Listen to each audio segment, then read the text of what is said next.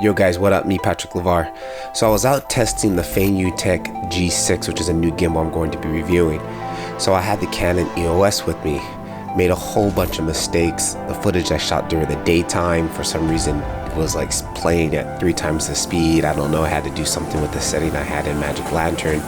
And then second of all, I forgot to switch back to 1920 by 1080 by 1920. So everything here was shot at 1280 by 720.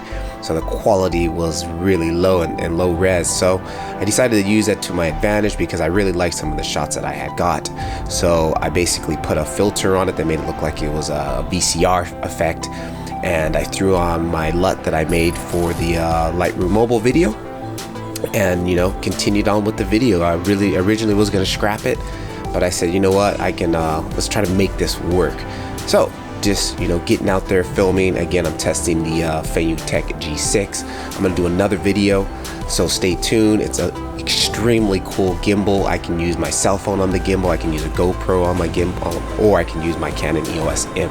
So, Patrick LeVar, keep filming. I'll catch you in the next one. Peace.